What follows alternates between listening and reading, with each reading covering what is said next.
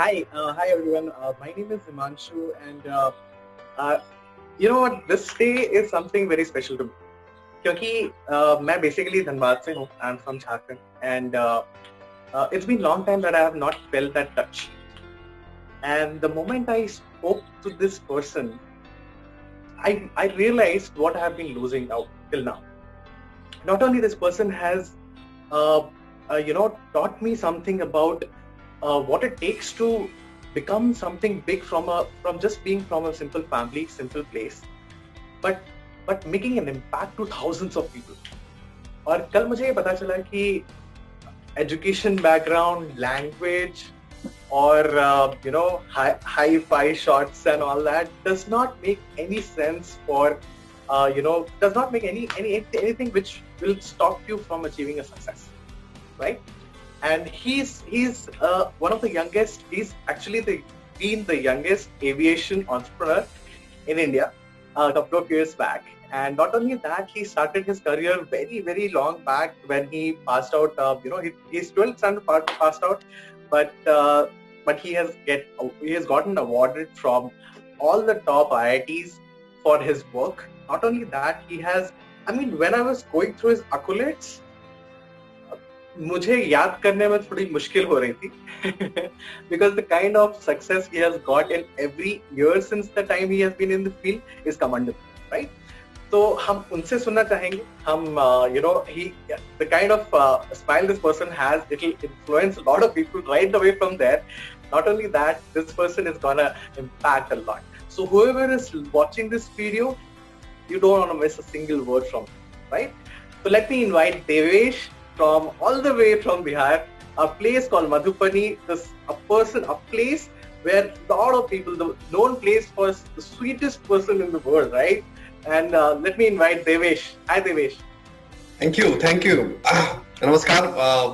जो भी इस वीडियो को देख रहे हैं, और हिमांशु भाई, मजा आ गया. बहुत लंबा इंट्रोडक्शन था. ये बहुत छोटा है, मेरे पास वर्ड्स कम पड़ रहे हैं देवेश, ट्रस्ट मी. लेकिन मैं चाहता हूँ कि मैं आपके मुंह से सुनूं. और it's just a beginning Devesh. हम बहुत कुछ लर्न करना चाहते हैं आपसे. In fact let us start from your introduction, your background, and आप कहाँ से हैं, आप अभी क्या किस कंपनी को रन करते हैं, उस कंपनी का मोटिव क्या है, थोड़ा ब्रीफ में सबसे पहले अपने बारे में बताइए थोड़ा सा. मेरा नाम देवेश झा है.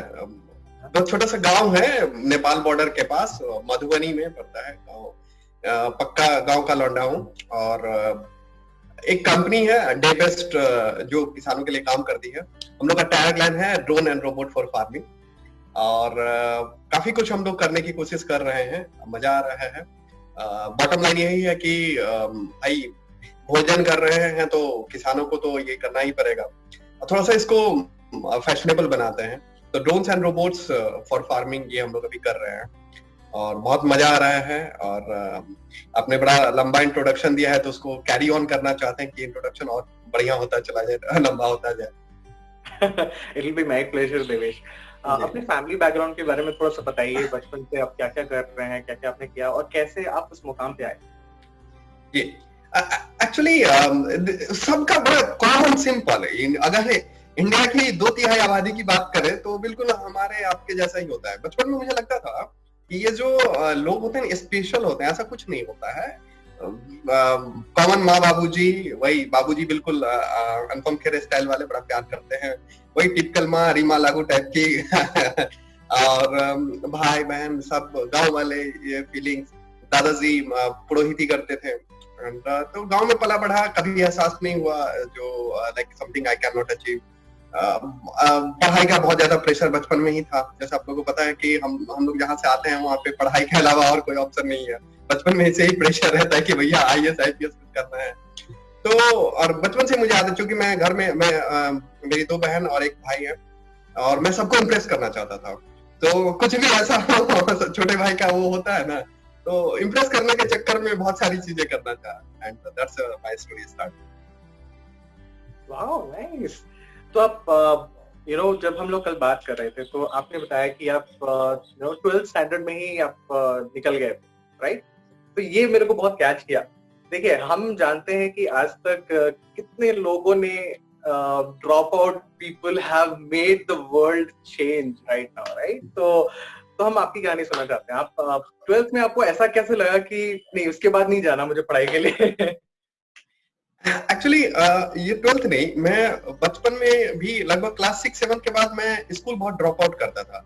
एक्चुअली आई हेट रूटीन्स, मतलब लिमिटेड कर देती थी। बचपन में ना क्लास में जाते ही सर दर्द करने लगता था मुझे, और टिफिन में बंक करने का बड़ा आदत था।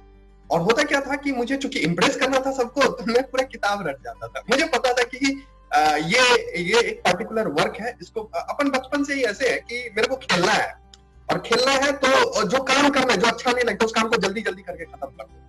तो अब जितना भी जैसे सब्जेक्ट होता था वो सबको पढ़ के रट के खत्म कर दिया। उसके बाद स्कूल में मन नहीं लग रहा है, तो वहीं से खुरापाती दिमाग स्टार्ट हुआ कि कुछ अलग करते हैं। बचपन में ही चूहा पकड़ लेना, उसका चीर फाड़ करना, ऑक्सीजन क्लास 9 की किताब पढ़ के क्लास 6 में ही ऑक्सीजन बनाना, वो जो फूल पत्ती वगैरह होती थी उन सबसे जो भी प्रयोग करना मुझे बड़ा अच्छा लगता था। And I was a very different child as my father. मेरे पापा बताते हैं कि बचपन से मैं थोड़ा सा डिफरेंट था। मेरे पिताजी बीएसएनएल में थे और टेलीफोन एक्सचेंज में थे, तो मैक्सिमम मेरा चाइल्डहुड टेलीफोन एक्सचेंज में ही गुजरा है, मशीनों को तोड़ना जोड़ना। And I was some kind of reckless. तो मुझे पता था कि एक क्यूरियोसिटी हमेशा ड्राइव करती थी। आप यकीन नहीं करेंगे, वो जो दवाई वगैरह अगर हम खरीदते थे तो उसमें एक पर्चा आता था जिसमें छोटे छोटे अक्षरों में लिखा रहता है जो प्रोडक्ट का डिस्क्रिप्शन होता है, तो वो मैं पढ़ जाता था। मतलब जो लोग नहीं करते उसको कोई नहीं पढ़ता है। अगर कोई नया प्रोडक्ट खरीदे तो उसके पैकेट के अंदर में एक बड़ा सा छोटे छोटे अक्षरों में लिखा होता था, नियम सब थे। तो अपन उसको पढ़ के खत्म कर देते थे। कॉमिक्स बहुत पढ़ता था। तो this way I thought that कि स्टडी जो है सो लिमिटेड नहीं होनी चाहिए। एंड फिर जब हम लोग बड़े हुए तो डिजिटल एज स्टार्ट हो गया था, कंप्यूटर्स आने स्टार्ट हो गए थे, स्मार्टफोन्स आने स्टार्ट हो गए थे, और स्कूल के रूटीन से मैं थोड़ी आजादी चाहता था। एंड 2000 एक इंसिडेंट मैं बताऊंगा कि 2009 में जब मैं 11th में पढ़ाई कर रहा था पटना में, तो मेरा एक्सीडेंट हो गया। मैं गांधी सेतु में से गुजर रहा था और एक एम्बेसडर कार जस्ट मेरे पेट पर से ही क्रॉस कर गया। That was the very turning point of my life. उससे पहले तक जिंदगी बड़ी नॉर्मल थी। बायोलॉजी से मैं पढ़ाई कर रहा था, वही कुछ बड़ा करना था, कुछ कलर बन जाना था। लेकिन जब मैं वो एक्सीडेंट बिल्कुल फिल्मों की तरह हुआ, मैं फिल्में बहुत देखता था बचपन से, तो मेरी भी जिंदगी में फिल्में बड़ा रिलेट करती है। तो वो जब एक्सीडेंट हुआ, जब मैं लिटरली पुल पे पड़ा हुआ था, nobody was touching my face, मैं खुद अपना ही मसल देख रहा था। तो बगल में एक बड़ा अदना सा आदमी आया, मुझे गोदी में उठाया और दौड़ के मुझे एनएमसीएच में भर्ती कराया। एंड डॉक्टर्स वगैरह है, दे टोल्ड मी दैट उन्हें लगा कि मैं मर चुका हूं, बट मेरा कॉन्शियस अलाइव था। एंड दैट डे वो जो 3-4 घंटे का वो था, पेन था, that day changed me entirely. उस दिन मैंने बोला कि अपन को जिंदा रहना है। उस दिन मैं बहुत सारी चीजें मेमोराइज कर रहा था, पापा को याद कर रहा था, स्कूल वाली क्रश को याद कर रहा था। मैंने बोला कि आज भगवान जिंदा छोड़ दे मेरे को, आज अगर अपन जिंदा हो गए तो अपन कुछ डिफरेंट करेंगे। And that kept me alive. And luckily मेरा ऑपरेशंस वगैरह हुआ। एंड डॉक्टर ने पहले बताया कि 6 महीने तक मैं नहीं उठ सकता, लेकिन मैं 13 दिन में ही उठ गया। जिद्दी हो गया मैं। उसके बाद से ये इंसिडेंट्स, तो फिर 11th का मैं एग्जाम नहीं दे पाया, फिर 12th में आया तो फिर पास कर गया, मेरा अच्छा खासा बायोलॉजी में था। बट देन आई थॉट कि ये अपन का लाइफ नहीं है, अपन को कुछ डिफरेंट करना है। मतलब जिंदगी में बहुत कम समय है मेरे लिए। मतलब उस एक्सीडेंट के बाद मुझे लगा कि समय कम है मेरे पास, और इसके लिए मुझे ज्यादा से ज्यादा काम करना है, ज्यादा से ज्यादा। तो ये अपन जितना टाइम कॉलेज में देंगे, चीजों में देंगे, इससे बढ़िया कुछ करते हैं। And I wrote books and all.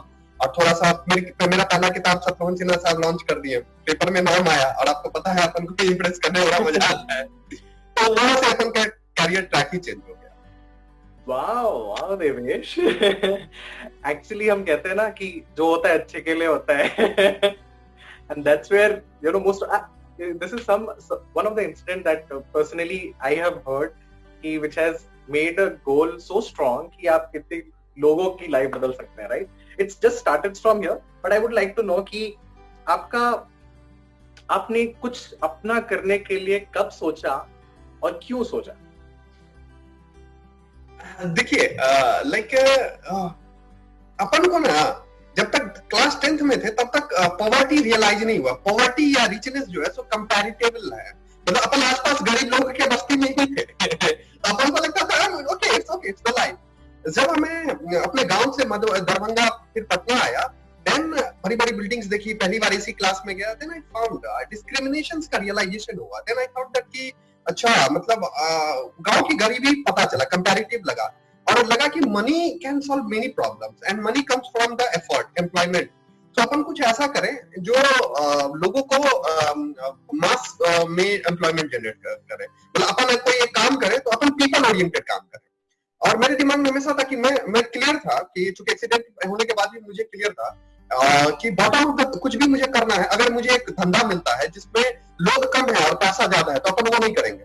पैसा भले कम है लेकिन नंबर ऑफ पीपल बहुत ज्यादा इन्वॉल्व है, तो ऐसा धंधा अपन को करना है। मतलब एक साथ मतलब समझिए नंबर ऑफ पीपल ज्यादा रहेंगे तो नंबर ऑफ फैमिली ज्यादा एनरिच करेगा। और फिर मेरे को दिमाग में ये आया कि अगर आज टेलीफोन नहीं होता, अगर आज टेक्नोलॉजी नहीं होती, तो मेरे फादर को जॉब नहीं मिला रहता। माय फादर स्टार्टेड, क्योंकि हम लोग ग्रामीण फैमिली से थे और पूजा पाठ हमारा था, लेकिन मेरे फादर ने मजदूरी करना सोचा जब वो स्टार्ट किया। उनकी कहानी जब आती है इट्स वेरी इंस्पायरिंग। और फिर वो लैडर चढ़ते चढ़ते वो एक दिन टेलीफोन एक्सचेंज इंचार्ज बने। तो मेरे दिमाग में हमेशा चलता था कि मेरे फादर चूज, और लोगों ने उनको रेस्पेक्ट देना स्टार्ट किया, और आज वो टेलीफोन ही था जिसके कारण मेरे फादर को बहुत लोग रेस्पेक्ट देते थे। और टेक्नोलॉजी ने कहीं ना कहीं मेरी जिंदगी को इतने बड़े लेवल से इम्पैक्ट किया। मैं प्रिविलेज था कि मुझे, जहां मेरे गांव में लोगों को बाहर पढ़ने के लिए पैसा नहीं मिलता था, मुझे मूवी देखने के लिए पैसे मिलते थे, मतलब मेरा पॉकेट मनी हमेशा मुझे मिलता था। सो अगर ये चीज, अगर मेरे फादर के पास वो एम्प्लॉयमेंट अपॉर्चुनिटी नहीं रहता तो मैं इतना प्रिविलेज नहीं महसूस करता। तो मुझे भी कुछ ना कुछ ऐसा करना चाहिए विद हेल्प ऑफ टेक्नोलॉजी कि मैं लोगों के लाइफ में, मैं भी किसी की जिंदगी का पार्ट बन सकूं। So that's how I started to think that, then I wrote books and all. दिमाग में टेक्नोलॉजी हमेशा थी कि technology can help people, leverage people, efficiency बढ़ा सकती है। And I started my careers like this. पहले एसी निल्सन में काम किया, अमेज़न में काम किया, और अपन होता क्या है कि मैंने गौर किया कि ये जो कॉर्पोरेट लोग हैं, ये जो बिजनेसमैन लोग हैं, ये जो शहर के लोग हैं, इनको एक परसेप्शन है गांव के बारे में जो रियलिटी नहीं है। जब हम बिहार की बात करें, अच्छा वहां पे गरीबी ही होगी, प्रॉब्लम ही होगी, क्राइम ही होगा, जबकि ऐसा नहीं है। अब मेरे गांव में ये बड़े अच्छे लोग हैं, बड़े सिंपल सीधे साधे लोग हैं, बहुत कंज्यूमर ओरिएंटेड लोग हैं। बैंकों में आप जाएंगे तो अच्छा खासा डिपॉजिट है लोगों का, ऐसा नहीं कि बहुत गरीबी है। अभी भी अगर आप बिहार की बात करें तो महिंद्रा के स्कॉर्पियो लोग जरूर खरीदेगा, उनमें जो भी जिसके पास एक पैसा आएगा स्कॉर्पियो वाला जरूर खरीदेगा। तो रिचनेस है, मतलब एक तो वो, जब मैं एसी निल्सन के साथ काम किया, जब मैं अमेज़न या ऐसे लोगों के साथ मिला, तो उनका जो सबसे बड़ा डिफिकल्टीज होता था, जैसे मैं आधार कार्ड बनाने के लिए जुड़ा तो उस वक्त वो बहुत अच्छी टेक्नोलॉजी थी, लेकिन प्रॉब्लम था कि इसे गांव के लोगों को कैसे रिलेट करें, कैसे मैक्सिमम डेटा कैप्चर करें। तो ये मैंने एक अपॉर्चुनिटी समझा कि अच्छा, ये जो नया टेक्नोलॉजी रिवॉल्यूशन चल रहा है, इसमें जो कंज्यूमर तक पहुंचने की होड़ है, अगर मैं इसको स्ट्रीमलाइंड कर लूं तो मैं आगे जा सकता हूं। तो मेरा ये, उसी के बाद मैंने एक पीपल वन पब्लिकेशन स्टार्ट किया और मैन पावर वगैरह प्रोवाइड करना स्टार्ट किया। चाहे किसी भी ई कॉमर्स कंपनी को अगर डेटा चाहिए टियर 2 टियर 3 सिटीज में, तो वो काम हम लोग को मिलता था, पेटीएम के लिए, अमेजन के लिए, फ्लिपकार्ट के लिए। फिर उसके बाद कुछ कंपनी आई जो सर्वे वगैरह का काम करती थी चुनाव वगैरह के लिए, उन सबके साथ काम करना स्टार्ट किया, लेकिन लॉन्ग टर्म कोई जॉब काम नहीं मिलता था। प्रोजेक्ट खत्म, लोग खत्म। 2015 में फिर हमने एविएशन का काम थोड़ा सा किया। एविएशन में बहुत अच्छा मेरा आप गया, और बहुत सारी, ये मैं भी आपको सब सक्सेस स्टोरीज बता रहा हूँ, फेल्योर भी साथ साथ होता गया। 2016 में मेरे दिमाग में तय किया कि मुझे खुद का मतलब अभी तक मैं जो भी काम कर रहा हूँ वो दूसरे के लिए कर रहा हूँ, और जो मेरी एम्प्लॉय, जो लोग मैन पावर में हायर करता हूँ किसी भी डिस्ट्रिक्ट वगैरह में, इनको मैं रेगुलर जॉब नहीं दे पाता हूँ। काम आया, ऐप डाउनलोड हुआ, सर्वे हुआ, लेकिन इसको मैं अच्छे तरीके से इनको कंटिन्यू नहीं कर पा रहा हूँ। ये टीम फिर से मेरी टूट जा रही है। अगर मेरी खुद की कंपनी होगी तो मैंने परस्यू कर सकता हूँ लंबे टर्म के लिए। तो मैंने अपॉर्चुनिटी देखा कि ऐसा कौन सा काम है जिसमें ये मैन पावर में यूटिलाइज मैक्सिमम वे में कर सकता हूँ। Then I got to know agriculture. Agriculture में सिंपली मुझे बड़ा अजीब लगा था, मैं भी गांव से ही था, मैं दिल्ली में उस वक्त था। एक तरफ मैं एक दिन सब्जी खरीदने गया, सब्जी मुझे महंगा लगा, और सडनली मैं आया तो आज तक तो एक किसान का आत्महत्या वाला चल रहा था। तो आया, मतलब बड़ा कॉमन सा, हम लोग के गाँव में तो आत्महत्या लोग दूसरे कारणों से करते हैं, बीवी से झगड़ा उड़ा कर लिया, कोई किसी का भाग गया, ये सब के लिए करते हैं। चलो किसान आत्महत्या करता है स्ट्राइक। और वहां से मैंने एक गुड़गांव में एक बंदा था, उसका एक जायलो मैंने गाड़ी लिया और ट्रैवल स्टार्ट किया। Gives you very much insight about the business. लगभग मैंने पूरा भारत भ्रमण किया, वो हिमाचल से लेके कन्याकुमारी तक का। एंड एग्रीकल्चर मैंने सोचा कि मुझे यही बनाना है, मुझे एग्रीकल्चर में टेक्नोलॉजी को यूज करके बड़ा कुछ करना है। Wow, Devesh. It's like a roller coaster, trust me. Thank you. So, which answered my next question कि आप एग्रीकल्चर में कैसे आए। लेकिन आजकल देखिए हम जैसे लोग, I am a software engineer, तो हम जैसे लोग आईओटी पे काम करते हैं, मशीन लर्निंग पे काम करते हैं, रोबोटिक्स पे काम करते हैं, राइट? इतने सारे ऑफिसेस में बंद रह के करते हैं, राइट? लेकिन हमें वो एंड यूसेज पता नहीं चलता, उसका इंपॉर्टेंस नहीं पता चलता, क्योंकि हम लोग सॉफ्टवेयर में too much we don't get even time to analyse कि उसका यूज कहाँ हो रहा है और कैसे हो रहा है, राइट? लेकिन आप ना तो टेक्नोलॉजी बैकग्राउंड से आते हैं, राइट? ना तो उस हो सकता है आपको ज्यादा उसका आइडिया भी नहीं हो जब आपने शुरुआत किया हो, लेकिन आपने इस टेक्नोलॉजी को एक ऐसे जगह इंप्लीमेंट किया जहां लोग वंडर करते हैं कि it is such a big scope to use this technology and you have implemented it successfully for so many years. ये टेक्नोलॉजी का आइडिया आपको कैसे आया? How did you reach out to IoT and robotics to come to this agriculture and help these people? You have answered half of that, but ये technology से आपका कैसा interaction कैसे हुआ? जैसा मैंने कहा कि मैं बचपन से टेलीफोन में ही, देखिए देश में टेलीकॉम क्रांति अगर नहीं हुई होती तो हमारे पीछे भी क्रांति हुई है, कृषि क्रांति हुई। मेरा हमेशा से मानना रहा है कि मतलब जब आदि मानव हुआ होगा तो जिसने भी आग को खोजा होगा तो वो कबीला रूल किया होगा। फिर उसके बाद एग्रीकल्चर आया तो आर्यन लोग रूल किया। ये ब्रिटिश लोग रूल कर रहा था इंडस्ट्रियलिज्म में, इंफॉर्मेशन एज में नो डाउट यूएस पूरा कंट्रोल कर रहा था। नेक्स्ट नॉलेज है। और मुझे ना मेरे गांव में बहुत सारी सुविधाएं आपको नहीं मिलेंगी, लेकिन गांव में मेरा एक वोडाफोन का टावर था, बहुत अर्ली स्टेज में लग गया था। तो मेरे को लगा कि यार एक ब्रिटेन का कंपनी मेरे गांव में आके टावर लगा सकता है। एक रेल में हमारे बगल में, मतलब दीज आर कॉम्प्लेक्स टेक्नोलॉजी। और टेक्नोलॉजी को हमेशा मैंने एंड यूजर की तरह देखा। अगर कोई कार है तो अपन को कार, देखिए there are two type of to know the technology. One, एक डेवलपर व्यू होता है कि आप इसको कैसे डेवलप करोगे, और एक होता है यूजर। तो जैसे टेलीफोन में मैं देखता था अच्छा कितनी अच्छी चीज है ना कि हम एक दूसरे से बात कर सकते हैं। देन उसके बाद मैं जो है सो इसको तोड़ ताड़ के, रेडियो आता था तो मैं इसको तोड़ के अंदर में देखता था कि ये कैसे बोल रहा है, आदमी कहाँ पे छिपा हुआ है। तो ये मेरा था कि अच्छा, सबसे बड़ा मेरा चैलेंज ये आया एग्रीकल्चर में कि भैया हर आदमी को जाना पड़ा, खेत बड़ी बड़ी खेतें हैं, तो इसको कैसे मैं कैप्चर करूं, मुझे कैसे पता चले? अगर आदमी लगाया जाए तो बहुत ढेर आदमी लगेंगे एक खेत को देखने में। और चूंकि मैं एविएशन में था और अपन को बड़ा अच्छा लगता है उड़ना, बहुत सारे लोग इसके लिए मजाक भी मेरा उड़ाते थे। तो जब मैं फ्लाइंग करता था तो मैं दिखता था खेत में सारा चीज, एक साथ में बहुत सारे खेत को काउंट कर सकता हूँ। लेकिन मुझे लगा कि हेलीकॉप्टर का एक छोटा वर्जन होगा ना तो वो सारा कैप्चर कर लेगा डेटा। तभी ड्रोन्स दिमाग में आया, क्या ड्रोन वगैरह, उस वक्त ड्रोन वगैरह इतना फैमिलियर नहीं था। बट अपन ये टेक्नोलॉजी ऐसा है जो कहीं ना कहीं मुझे मास में, मतलब टेक्नोलॉजी का काम होता है कि चीजों को मास में कैप्चर करना, एफिशिएंट कर सकता है मुझे। तो वो अपन को एक बड़ा इसमें लगा कि मुझे इस टेक्नोलॉजी पे काम करना है, इसमें इसे डेवलप करना है। इंटरनेट पे सर्च करना स्टार्ट किया, यूट्यूब देखना स्टार्ट किया। फिर बगल में नेपाल है, आप जानते हैं हम लोग के यहाँ चाइनीज का बड़ा मार्केट है, वहां से कुछ हम लोग खरीदे, चलता था। And robot, thanks to Rajinikanth sir, अगर रजनी सर नहीं रहते तो लोगों को रोबोट के बारे में पता नहीं चलता।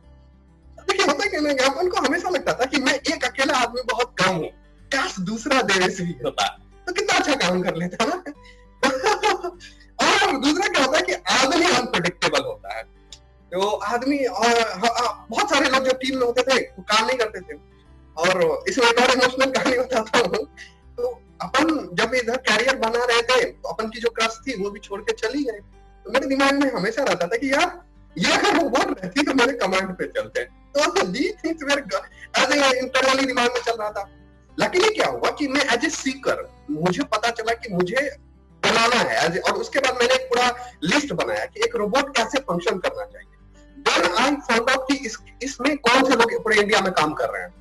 तो मुझे लिंक्डइन पे, फेसबुक पे ये सारे लोगों को मैंने सर्च किया, उनसे कांटेक्ट किया। एक संतोष उरावदे मुझे मिले, उन्होंने रोबोट बनाया था, बट उस रोबोट का मास अब यूजिंग क्या होगा वो नहीं उनके पास था। फिर मैं उनके साथ गया, मिला, बात किया, बड़ा इंप्रेस हुआ। मैं बोला कि मैं एविएशन में काम करता हूँ, एविएशन छोड़ के एग्रीकल्चर कर रहा हूँ, और आपका ये रोबोट चाहिए होगा जो मुझे लोगों को। तो बोला कि रोबोट क्या करेगा खेत में? मैं बोला रोबोट एंटरटेन करेगा। रोबोट का काम है आदमी से बात करना, क्योंकि लोगों को एक्साइटमेंट चाहिए। अगर मैं वही बात एक मोबाइल में बताऊंगा तो मोबाइल तो बहुत सारी कंपनीज बना चुकी है, पेटीएम आ गया, ओला आ गया, सब आ गया। अपन जब लोगों को लगेगा अच्छा रोबोट खेती करता है तो पीपल विल लिसन। जैसे एक होता नीली गाय जा रही है सड़क पे, इसको शायद वॉलवेट मार्केट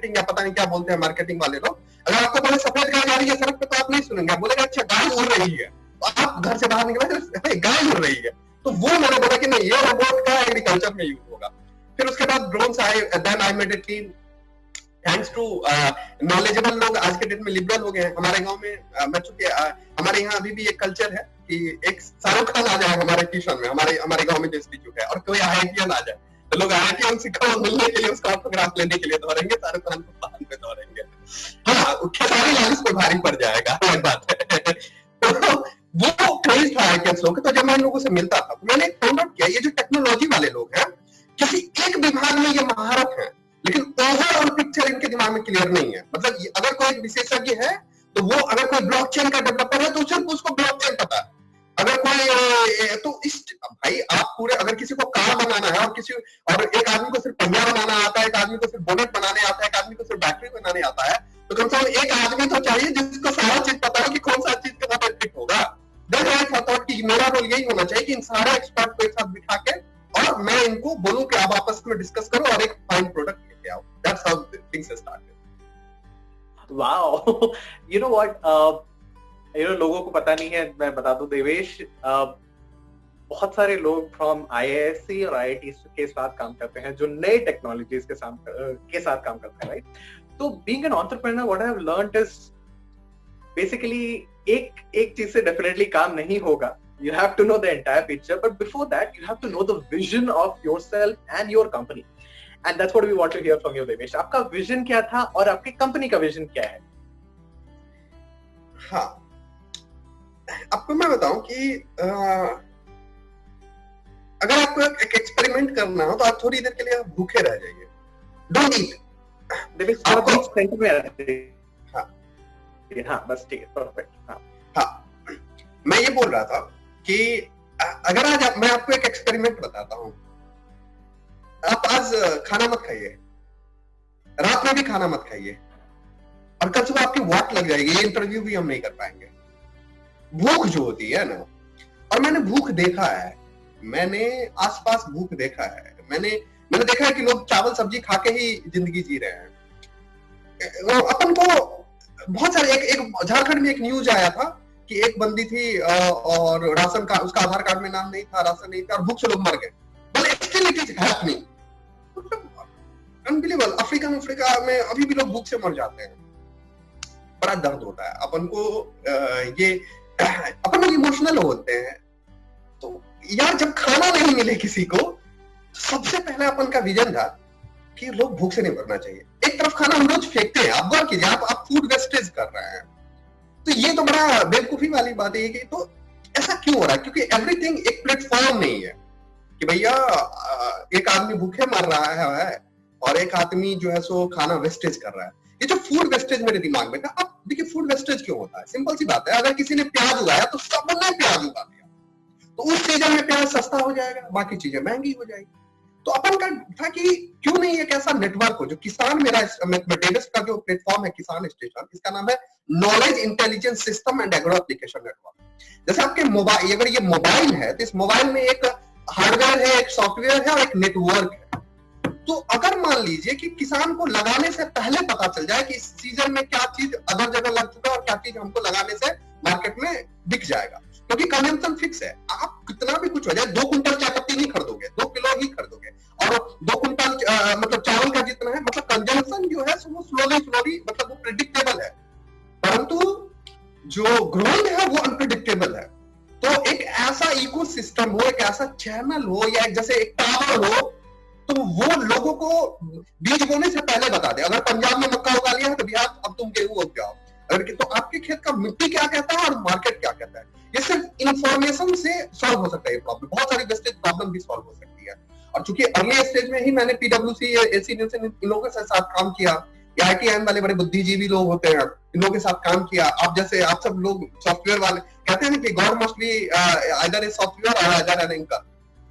तो और अपन को, मैं थोड़ा सा मिस्टिक भी हूँ. मतलब गांव घर में बचपन में, चूंकि मैं अपन हिंदी में बात कर रहे हैं क्योंकि दिल से बात कर रहे हैं, अपन का अंग्रेजी गांव में ही अच्छा हो गया था. मतलब इम्प्रेस करने के लिए मैंने पूरा का पूरा डिक्शनरी ही रख लिया था. और अपन पेड़ के साथ जो है सो एक्सपेरिमेंट करते थे। तो वो मेरे दिमाग में बिल्कुल क्लियर था कि हाउ एक पूरा का पूरा पूरे अगर इंडिया की सारी जनता अगर 30-40 करोड़ लोग खेती करते हैं और एक रेशियो है, देखिए हमने एक नोरा कॉन्सेप्ट डेवलप किया था, network operation resource asset. 2 line में इसे डिफाइन करूंगा कि दुनिया में जैसे शेर, बकरी और घास की रेशियो होती है ना, अगर अचानक से जंगल में बकरी बहुत ज्यादा हो जाएगी तो बहुत सारा घास खा जाएगी, शेर मर जाएगी, वैसे ही पूरे इकोसिस्टम में फार्मर ज्यादा आने से रहेगा, आप फूड पे डिपेंडेंट ज्यादा रहोगे। अगर पूरे पॉपुलेशन को देख ले तो 30-40 करोड़ फार्मर्स हो गए, मतलब आदमी ह्यूमन है तो खाएगा ही खाएगा, वो डिपेंडेंट होगा ही होगा। तो मेरा विजन बिल्कुल क्लियर था कि फार्मर, फिर उसके बाद दूसरा गांव में आता है शॉपकीपर, रिटेल, उसके बाद आती है कंपनीज, उसके बाद आती है लॉजिस्टिक जो सामान को पहुंचाते हैं, फिर सेल्फ एम्प्लॉयड और एक सिस्टम फ्लो, मतलब हमारा एक आदमी जिन सब चीजों को फैसिलिटेट करे। और उसके बाद देखिए किसी भी आम आदमी की जरूरत जो होती है वो होता है रोटी, कपड़ा, मकान, शिक्षा, स्वास्थ्य, रोजगार और मनोरंजन। मनोरंजन भी एक बेसिक चीज है, बेसिक नीड है। तो ये चीज मेरे द्वारा कैसे लोगों को फैसिलिटेट हो, और ये सब चीजें जनरेट होगी एम्प्लॉयमेंट से। तो वो अपन का विजन बिल्कुल क्लियर था कि एक नेटवर्क बनाएंगे और ये रोबोट ड्रोन्स वहां पे एक स्टेशन पे रहेगा, और जैसे जहाज को उड़ने के लिए प्लेटफॉर्म वो एयरपोर्ट की जरूरत होती है, वैसे ड्रोन को उड़ने के लिए एक स्टेशन को बनाना है, और पूरा का पूरा एल्गोरिथम डिजाइन किया कि इंडिया में और बाद में ग्लोब में वो होगा। तो इस तरीके से